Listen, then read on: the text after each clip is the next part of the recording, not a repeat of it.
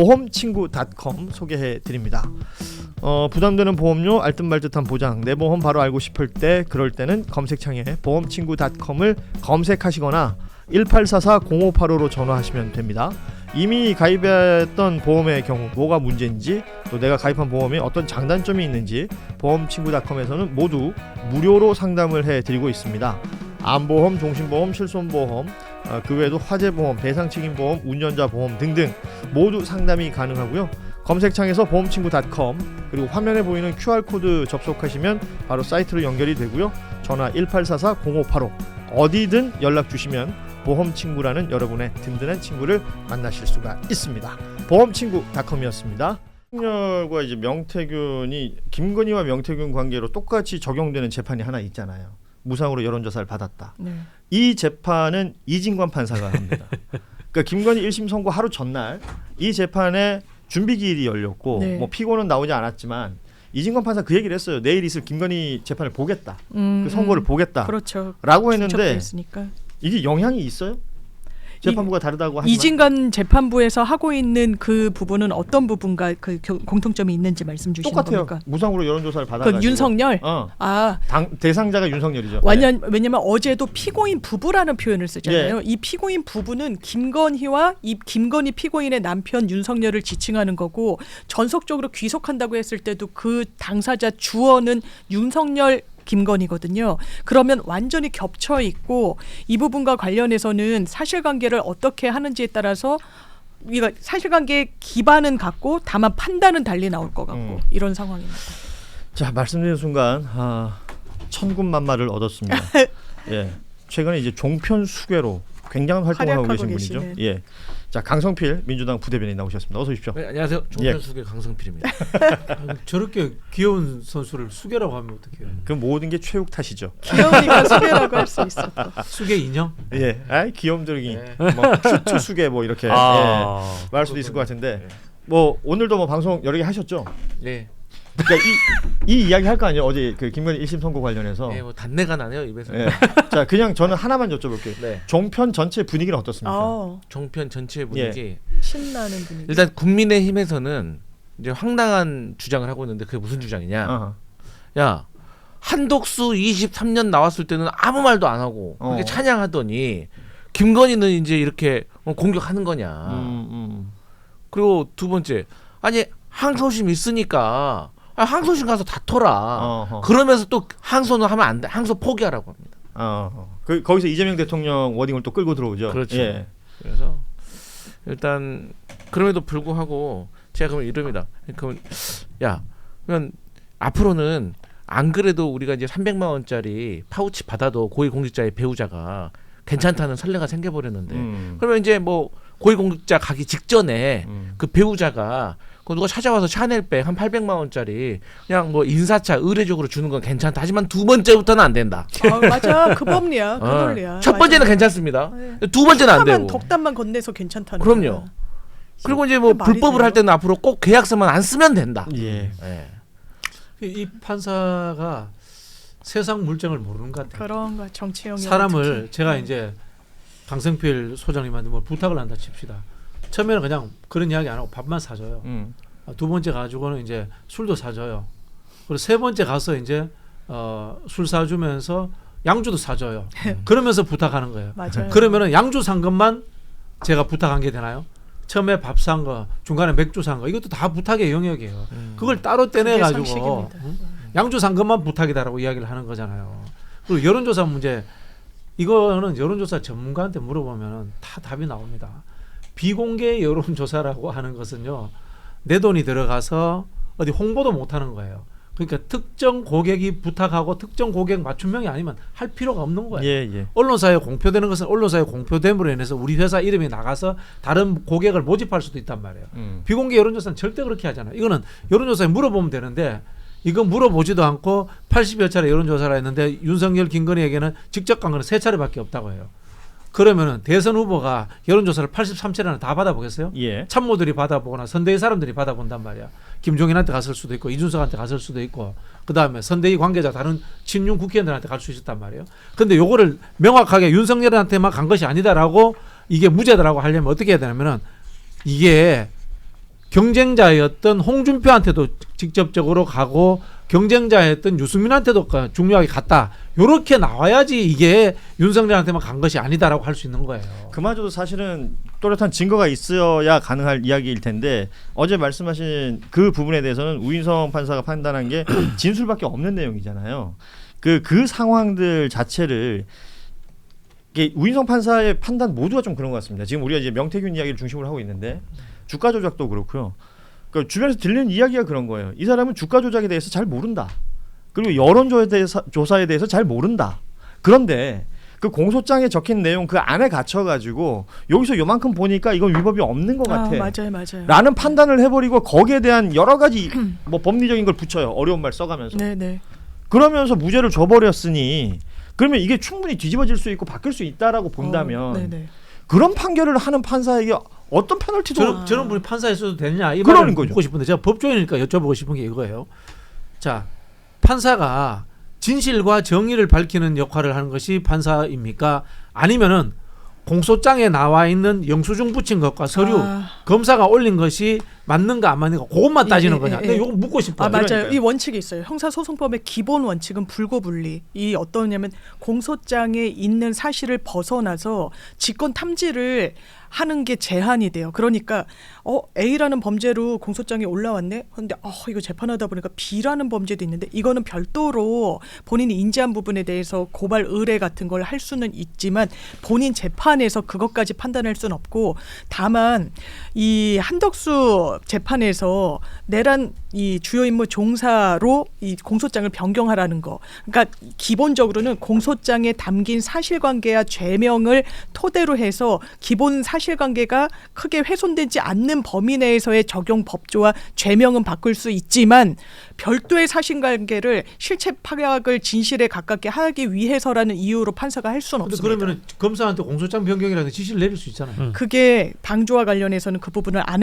했는데 이 재판부가 또 이 재판부 설명 자료를 보면 그 부분이 공소시효가 지났다고 판단을 해서 안 한 걸로 보여요. 다만 공소시효가 지났다고 판단한 것도 잘못된 건 대법원까지 선행 판결이 나와 있어요. 공소시효와 관련해서도 도이치모터스 일당들 이 사람들이 2010년도인가 이것도 1차, 2차 뭐 몇 차로 나눠가지고 이 부분부터는 시효가 지나지 않았어라고 이미 대법원에서 확정된 사실관계가 있는데 그래서 특검도 기사를 찾아보면 이 대법에서 시효가 지나지 않았다는 것만 추려서 올렸거든요. 근데 이 재판부는 그렇게도 판단하지 않았어요. 이게 자, 대한민국 그러면 기득권과 특권층을 어떻게 하느냐? 검사를 한 명 사가지고 죄를 최소화시켜가지고 소장 올리는 거예요. 판사를 하나 사가지고 올린 소장에 대해서만 판단한다. 대중들이 다 아는 진실에 대해서도 눈 감아버리고. 그럼 그렇죠. 특권자들은 무죄가 나오는 거예요, 그죠? 그럼 이게 무슨 판사예요? 제가 봤을 때 이렇게 하면 이건 판사가 아니라 서류 공증인이야. 그래서 저는 이 지금 말씀대로라면 공소장이 오픈돼야죠. 네. 공소장에 제대로 쓰여 있는지를 봐야 될 거 아닙니까? 맞습니다. 특검이 어떤 내용으로 기소하고 어떤 내용을 썼는지 공소장 그리고 그 공소장이라는 문장일 거 아니에요. 그것도 그 문장의 해석의 영역이라는 게 사람이 하는 일이라 이렇게 해석할 수도 있고 저렇게 해석할 수도 맞아요. 있는 것이라면 그 부분에 대해서 우리가 또 살펴봐야 될 것이라 이 특검의 기소 자체에 대해서 문제 제기를 하시는 분들도 있습니다. 분명히. 그러나 저는 그 얘기를 좀 하고 싶은 거예요. 결국 최종 판단을 판사가 한다라고 보자면 이게 또 합의부 재판부 아닙니까? 이게 역사성이라는 게 있잖아요. 명태균 사건이라는 게 어제 벌어져서 오늘 재판하는 게 아니지 않습니까? 그리고 전 어제 주가 조작 관련해서 제가 계속해서 얘기했던 건데 2013년 경찰 내사에서 김건희라는 이름이 처음 나와요. 맞아요.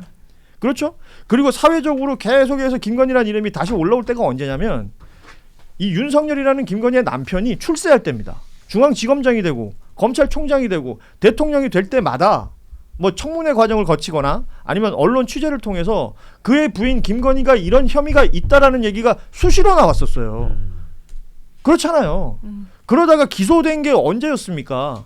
계속해서 검찰에서 뭉개고 봐주고 뭐 어쩌고 저쩌고 하다가 콜검 그 뭐 출장 조사 이거 하나 해가지고 무혐의 준 다음에 맞아요. 그러니까 이제 정치권에서 얘기한 거 아니에요. 이렇게 가면 안 된다. 특검해야 된다. 맞습니다. 그랬더니 거부권 써가면서 판판이 깨다가 결국 정권을 잃고 특검이 발족되어서 나왔던 이 일련의 과정하고는 아무 상관없는 그 공소장 종이 쪼가리 보고 지금 이 우인성 판사가 판단했다는 거 아니에요. 오늘은 화 안 내신다고 하셨는데.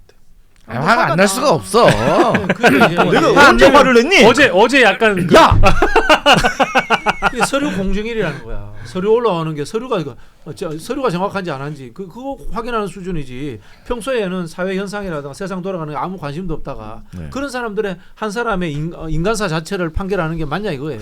그래서 저는 이게 우리나라의 근본적인 사법제도 자체에 대해서 이제 정말 근본적인 개혁해야 돼요. 뭐 대법원 숫자 늘리고 이런 문제가 아니라 누가 판사가 되는가라는 문제, 판사는 또 어떤 판결을 자기 마음대로 해도 되는가라는 문제, 이런 거에 대해서 근본적인 성찰해야 돼요. 당연히 이제 뭐 배심 원제에 대한 얘기 뭐 뒤따라 나올 것 같고, 특히 이제 주가 조작에 대한 부분은 저는 김건희가 특검 조사 처음에 받으러 갔을 때 아무것도 아닌 사람이라고 얘기를 했잖아요. 근데 우인성 판사도 김건희라는 존재를 그렇게 인식을 하고 있는 것 같아요. 그러니까 즉 주가 조작에 대한 부분은 우리가 그냥 증권 계좌가 있다고 해가지고 다 주가 조작할 수 없는 거거든요. 근데 뭐 우인성 판사의 관점이라는 거는 그냥 뭐 박영식의 뭐 어머니가, 박영식의 뭐 누나가 이런 이제 일반적인 사람들이 나도 모르게 어떤 내 계좌를 맡겨가지고 뭐 돈을 버는 것, 이 정도의 수준의 인지, 그렇게 인식을 한 것 같은데, 이거는 정말 뭐 앞서 다 얘기해 주신 대로 우리 국민들이 알고 있는 사전적 정보에 대한 이해도 자체가 우인성 판사가 없었던 게 아니라 그런 걸 다 무시해버린 겁니다. 뭐 뉴스타파 보도 이런 걸 보더라도, 한겨레도 보도를 했습니다마는 김건희 같은 경우에는 블록딜이라는 그 전문 용어도 알아요.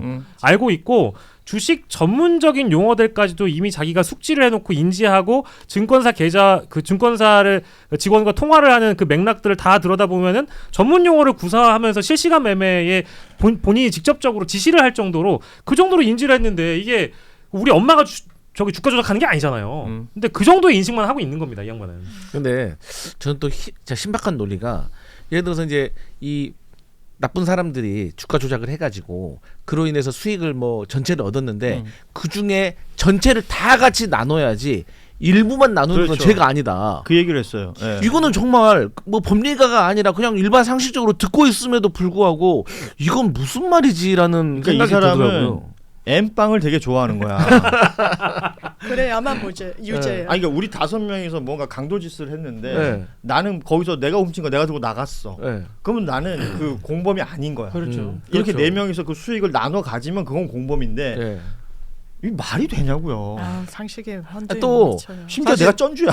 그래서 주가 조작에서 제일 중요한 역할 중에 하나가 돈을 누가 대는 거 아닙니까? 당연한 거죠. 돈이 있어야 뭐 주식을 사든지 말든지 할 거 아닙니까? 근데 그러니까요. 주식을 샀잖아. 그 돈을 댔잖아요. 7초 통정 매매는 어떻게? 도박판 그 저기 타짜 영화 봐요. 돈 되는 사람이 그 대장이에요. 맞아요. 말 산다고 하잖아. 말 산다고. 맞아요. 그 나는 그거 세상 물정을 아예 모르는 거야. 아니 그 우리가 도박 같은 범죄도 잡을 때 도박에 참여하는 그 구성원들, 그 범죄자들도 문제지만 그치. 사실은 도박장 개설죄를 더 세게 때려요. 아니, 그럼요. 그렇지. 자금되고. 아니 그러니까 이게 판이 열리게끔 만들려면은 쩐주를 더 세게 때려야지, 이런 경우가 어디 있습니까? 근데 더 심각한 게 뭐냐면 네. 요즘 보이스피싱 범죄 엄청 많잖아요. 아 그쵸. 보이스피싱 범죄에서 통장을 빌려준 사람도 알았건 몰랐건 천벌받고 처벌받거든요. 그래요. 아니 그럼요. 그럼 이거 어떻게 되는 겁니까? 그러니까 이 기존의 이제 대법 판례 같은 경우에도 주가 조작에 대한 부분을 공범, 이제 그 공범에 대한 부분을 명시를 하고 있단 말이에요. 근데 그거 제 생각에는 이번 이 우인성 판사의 판결은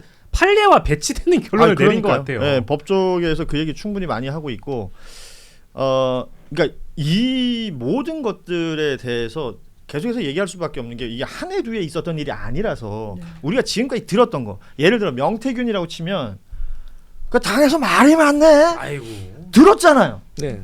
그 대선도 열심히 하고 해서 김현성이 좀 해줘라. 네. 해주라고 했고, 그게 시끄러운 이유가 당에서 말이 많아서고, 그래서 뭐가 이게 계속해서 왔다 갔다 거렸던 건데 그걸 2번 3번씩 했겠냐. 뭐 맞아요. 이런 식의 판사를 맞아요. 판단을 해버리더라고. 예. 주가 조작도 그렇잖아요. 아니 저는 이런 사람이 판사 됐다는 게 이해가 안 되는 게, 우리 이제 언론사에 기사 나오면 행간의 의미를 읽으라 그러잖아요. 자, 공심위 위원들이 했기 때문에 법적으로 문제 없다. 공심위 위원들한테 윤석열이 전화했잖아요. 전화하면 안 되는 위치에서. 그렇죠. 그럼 외압이 행사된 거 아닙니까? 그럼 그거 불법이잖아요. 근데 최종 결론인 공심위 의원들이 결정했기 때문에 법적으로 문제가 없다. 이게 말이 됩니까? 같은 논리대로라면 지금 오늘 방송에서 제일 김경도 많이 문제예요. 나오는 표현이 뭔지 알아요? 강선우도 뭐지? 말이 됩니까? 상식에 너무 비껴나가 있어서 예. 그래요. 그리고 이런 사람이 어떻게 판사가 돼요? 아니 또 신박한 논리가 또 뭐가 있냐면, 그 만약에 윤석열이 명태균의 요청을 받아서 김영선 공천을 주기로 확정이 돼 있다면 명태균이 이준석이나 윤상현한테 찾아가서 부탁할 필요가 없었다는 거예요. 그 맞아요. 취지죠. 이것도 무슨 논리입니까? 이해하기 힘든 말들이 어디 저 한두 진짜 가지입니까? 변호사님 법학이 그냥 단순 암기 과목입니다. 아니 제가 기자를 했다가 변호사가 됐잖아요. 그때 느꼈던 게 기자들은 이 맥락과 뭐 이런 걸 그렇죠. 전반적으로 보잖아요. 근데 법조인은 사고 체계가 되게 분절하고 구분짓고 딱딱딱 이걸 개념화하는데 이제 특화됐는데 이 재판부 이 판사는 그게 되게 극대화된 사람이라 극단적인, 제가 네. 그러니까 일청탁 일금품 이런 거는 맞지 않잖아요. 그 어떤 느낌이 일청탁 드냐면은 이제 우리 진짜 그 그건 맞아요. 한겨레에서 김건희를 봐줄 결심을 했느냐 이런 느낌보다는 나는 법 지식으로서 대한민국 최고야. 그런데 이 검찰 공소장이 형편없어. 응? 그렇기 때문에 나는 내 지식 자랑을 위해서 이거 분절해가지고 하나하나 난도질 해버릴 거야. 이런 느낌이 들어요. 어제 제가 이제 한겨레 TV를 보다가 예. 그 박지훈 변호사님 나오는 파트를 딱 틀었는데 박지훈 변호사님이 나와서 막 네. 흥분을 하시더라고요. 네. 근데 제가 그 논리까지는 차마 동의를 못할 줄 알았는데 어제 듣는데 우째됐든 간에 막 하시면서 오인성 판사가 누구 찍었는지도 알 수 있을 것 같다고. 이번 대선에 누구 찍었는지도 얘기할 수 있을 것 같다는 거야. 근데 그러니까 와, 그 논리에 뭔가 좀 감화됐어요. 보험친구.com 소개해 드립니다. 부담되는 보험료, 알듯말듯한 보장, 내 보험 바로 알고 싶을 때 그럴 때는 검색창에 보험친구.com을 검색하시거나 1844-0585로 전화하시면 됩니다. 이미 가입했던 보험의 경우 뭐가 문제인지 또 내가 가입한 보험에 어떤 장단점이 있는지 보험친구.com에서는 모두 무료로 상담을 해드리고 있습니다. 암보험, 종신보험, 실손보험, 그 외에도 화재보험, 배상책임보험, 운전자보험 등등 모두 상담이 가능하고요. 검색창에서 보험친구.com 그리고 화면에 보이는 QR코드 접속하시면 바로 사이트로 연결이 되고요. 전화 1844-0585 어디든 연락 주시면 보험친구라는 여러분의 든든한 친구를 만나실 수가 있습니다. 보험친구.com이었습니다.